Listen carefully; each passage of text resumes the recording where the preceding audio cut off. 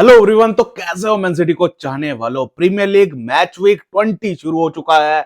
कल शुरू हो गया था। अपनी गेम आज है रात को 11 बजे against Chelsea at our home Etihad stadium. और इस गेम में रेफरी होने वाला है Michael Oliver.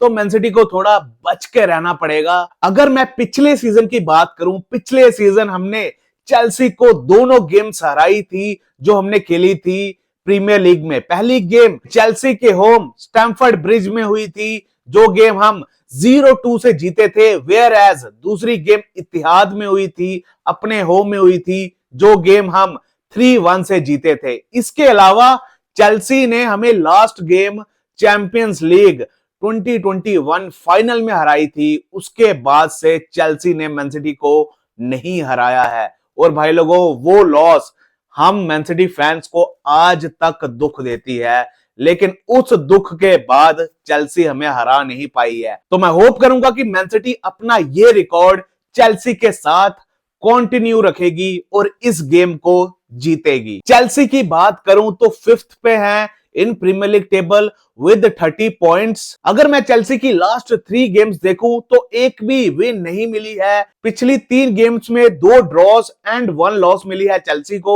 Where as last game Chelsea ने बोर्नमथ के अगेंस्ट 2-2 का ड्रॉ खेला था। और चेल्सी ने रिसेंटली अपने मैनेजर एंजो मरेस्का को सैक कर दिया है। तो ये चेल्सी की पहली गेम होने वाली है एंजो मरेस्का के बिना। और मेरे हिसाब से एंजो मरेस्का काफी अच्छा मैनेजर था और बड़ी टीम्स के अगेंस्ट अच्छे रिजल्ट्स निकालता था। तो मैन सिटी के लिए काफी अच्छी न्यूज है कि एंजो मरेस्का इस गेम में नहीं होगा। तो मेरे हिसाब से चेल्सी का मोराल थोड़ा डाउन हो सकता है, बिकॉज अभी अभी उनका मैनेजर सैक हुआ है। और चेल्सी के लिए इस गेम को मैनेज करने वाला है चेल्सी अंडर 21 का मैनेजर कैल्कम मैकफरलेन। अगर आपको मैकफरलेन के बारे में नहीं पता तो सिटी अकेडमी में भी एज असिस्टेंट मैनेजर रह चुका है। सो इस टेम्परेरी मैनेजर के अंडर चेल्सी हमें फेस करने वाली है। तो मेरे हिसाब से मैन सिटी के पास काफी अच्छी अपॉर्चुनिटी है इस गेम को जीतकर क्रूशियल 3 पॉइंट्स लेने की। वेयर एज इस गेम के लिए कायसेडो भी सस्पेंडेड है, जो मेरे हिसाब से इस सीजन बेस्ट डीएम है, बेस्ट नंबर 6 है। तो ये चीज भी मैन सिटी के लिए काफी अच्छी है, काफी बड़ा पॉजिटिव है मैन सिटी के लिए। डिफेंसिवली इतना ज्यादा सॉलिड है और चेल्सी का one of the most important player है। इसके अलावा चेल्सी का लेफ्ट बैक मार्क कुकरिया भी शायद इस गेम के लिए अवेलेबल नहीं होगा बिकॉज ऑफ इंजरी। खेल भी सकता है लेकिन अभी भी श्योरिटी नहीं है। और कुकरिया भी चेल्सी के लिए काफी अच्छा रहा है इन दिस सीजन। अगर कुकरिया नहीं खेलता, ये भी मैन सिटी के लिए काफी बड़ा पॉजिटिव होने वाला है। तो मेरे हिसाब से अगर मैं करंट सिचुएशन देखूं चेल्सी की, अभी अभी मैनेजर सैक हुआ है, इंपॉर्टेंट प्लेयर्स इस गेम के लिए अवेलेबल नहीं होंगे, तो मेरे हिसाब से मैन सिटी को हराना चाहिए चेल्सी को और 3 पॉइंट्स लेने चाहिए। अगर मैं मैन सिटी की बात करूं, Man City currently Premier league table पे 3rd प्लेस पे है with 41 points. Because last night Aston Villa ने 3-1 से फॉरेस्ट को हरा दिया है। अब एस्टन विला 2nd प्लेस पे है in premier league table with 42 points. Whereas Arsenal ने भी लास्ट नाइट 2-3 से बोर्नमथ को हरा दिया है। उन्होंने इंपॉर्टेंट 3 पॉइंट्स ले लिए हैं और वो करंटली फर्स्ट पे है in premier league table with 48 points. लेकिन एस्टन विला एंड आर्सेनल ने एक गेम मैन सिटी से ज्यादा खेली है। मैन सिटी एंड आर्सेनल के बीच 7 पॉइंट्स का डिफरेंस हो चुका है। तो मैन सिटी के लिए ये मस्ट विन गेम है। अगर हम टाइटल रेस में रहना चाहते हैं, हमें भाई हर हालत में ये गेम जीतनी है और आर्सेनल के साथ पॉइंट्स गैप कम करना है। दोबारा 4 पॉइंट्स का डिफरेंस होना चाहिए। और अगर हम इस गेम को जीत जाते हैं और इंपॉर्टेंट 3 पॉइंट्स ले लेते हैं, अपने 44 पॉइंट्स हो जाएंगे और हम 2nd पे दोबारा आ जाएंगे इन प्रीमियर लीग टेबल। हमें भाई हर हालत में जीतनी है। एक हफ्ते पहले कहां हम आर्सेनल से सिर्फ 2 पॉइंट्स पीछे थे और अब हम 7 पॉइंट्स पीछे हैं। भाई एक हफ्ते में गेम चेंज हो जाती है। इसे कहते हैं प्रीमियर लीग का लेवल। एक एक गेम इतनी ज्यादा इंपॉर्टेंट होती है।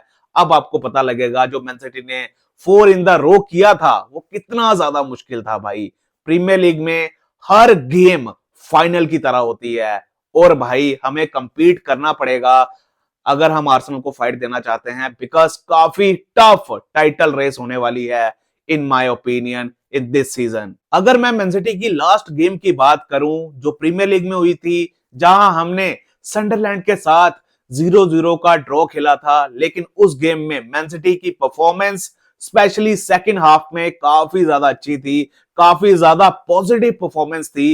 And the most important thing कि हम अभी भी पिछली 9 गेम से अनबीटन हैं। पिछली 9 गेम्स में मैन सिटी को 8 विन्स एंड 1 ड्रॉ मिला है, जो ड्रॉ हमारी लास्ट गेम थी। इसके अलावा एक और काफी बड़ा पॉजिटिव ये था कि डोकू एंड रॉड्री फिट हो चुके हैं और लास्ट गेम भी मैन सिटी के लिए खेली coming from the bench. Whereas पिछले मैच में निको गुंजालिस एंड सेवन्यो इंजर्ड हो गए थे, तो इन दोनों का ही खेलना अनसर्टन है। सेवन्यो तो भाई मेरे हिसाब से बाहर है, बिकॉज पेप ने कहा है कि उसकी इंजरी सीरियस है। वेयर एज निको गुंजालिस को मेरे हिसाब से माइनर इंजरी है, थोड़ा सा नॉक है, लेकिन इसका खेलना भी अगेंस्ट चेल्सी अनसर्टन है। तो मेरे को नहीं लगता कि निको गुंजालिस स्टार्ट करने वाला है अगेंस्ट चेल्सी। अगर मैं अपनी लाइनअप बताऊं जो मेरे हिसाब से होनी चाहिए अगेंस्ट चेल्सी, तो मैं भाई लोगों सबसे पहले गोलकीपर डोनारुमा को खिलाऊंगा,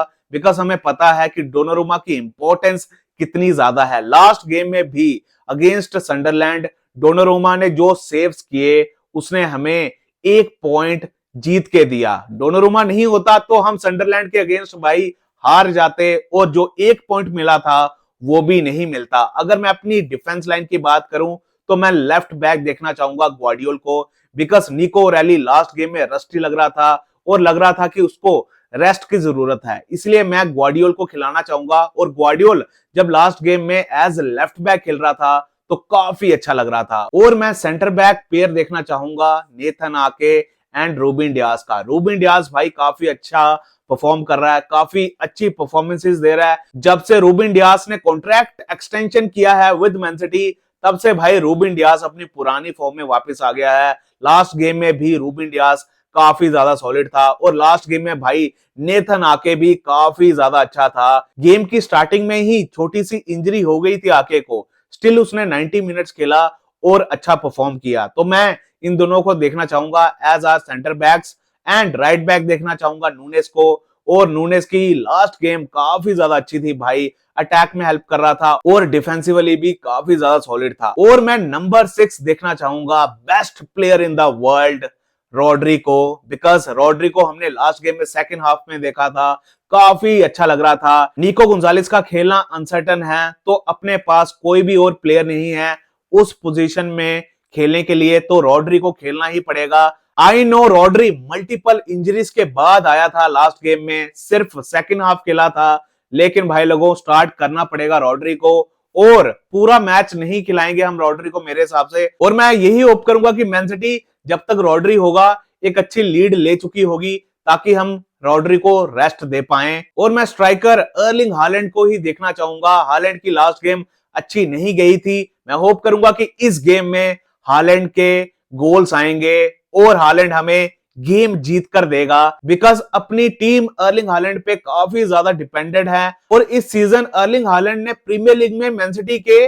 50% से ज्यादा गोल्स किए हैं, तो अर्लिंग हालैंड का भाई गोल स्कोर करना काफी ज्यादा इंपॉर्टेंट है अगर हम गेम जीतना चाहते हैं अगेंस्ट चेल्सी। और मैं हालैंड के पीछे देखना चाहूंगा Doku, Phil Foden, Cherki and Bernardo Silva को। डोकू फिट हो चुका है, लास्ट गेम में खेला था और काफी अच्छा लग रहा था, और फिल फोर्डन एंड चर्की का लिंकअप भी काफी ज्यादा इंपॉर्टेंट होने वाला है। ये दोनों प्लेयर्स अर्लिंग हालैंड के लिए क्रिएट करेंगे, मैं होप करूंगा कि ये चांसेस बनाएंगे अर्लिंग हालैंड के लिए और खुद भी गोल स्कोर करेंगे। वेयर एज मेरे हिसाब से अपने कैप्टन बर्नार्डो सिल्वा का स्टार्ट करना भी काफी ज्यादा जरूरी है, बिकॉज सबसे इंपॉर्टेंट चीज चर्की को काफी ज्यादा हेल्प करता है, ऑफ द बॉल काफी ज्यादा हेल्प करता है चर्की को। आई नो चर्की लास्ट गेम में ऑफ द बॉल काफी ज्यादा अच्छा था, डिफेंसिवली काफी ज्यादा अच्छा था, ड्यूल्स जीत रहा था, लेकिन मेरे हिसाब से बर्नार्डो सिल्वा काफी ज्यादा इंपॉर्टेंट रहने वाला है मैन सिटी के लिए, अगर हमें अपने प्लान्स इंप्लीमेंट करने हैं। और मेरे हिसाब से बर्नार्डो सिल्वा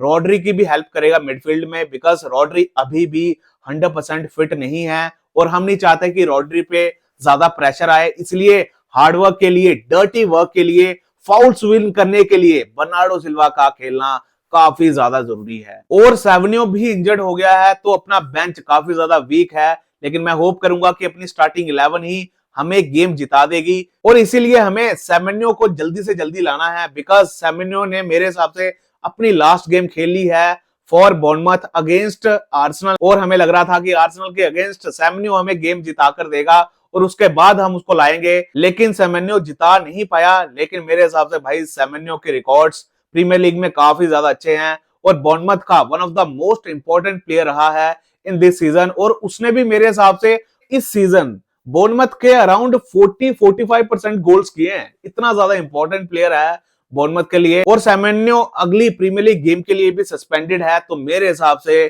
खत्म हो चुका है बॉर्नमथ में उसका टाइम, और अब काफी जल्दी सेमेन्यो अपना प्लेयर बन जाएगा। और अगर मैं प्रेडिक्शन दूं फॉर दिस मैच, मेरे हिसाब से अपने होम इतिहाद स्टेडियम में मैच है, चेल्सी का अभी अभी मैनेजर सैक हुआ है और अपना चेल्सी के अगेंस्ट रिकॉर्ड भी अच्छा है और उनके इंपॉर्टेंट प्लेयर्स भी मिस करने वाले हैं ये गेम, तो मेरे हिसाब से हम ये गेम जीत जाएंगे 3-0 की स्कोर लाइन के साथ। आपकी प्रिडिक्शन क्या है for this match? Let me know in comments. मैं होप करूंगा कि मैन सिटी का रिस्पॉन्स आएगा, मैन सिटी इंपॉर्टेंट 3 पॉइंट्स लेगी और आर्सेनल के साथ पॉइंट्स गैप कम करेगी। तो भाई लोगों, तब तक सपोर्ट करते रहिए इस ब्यूटीफुल क्लब को, इस ग्रेट क्लब को। Come on city.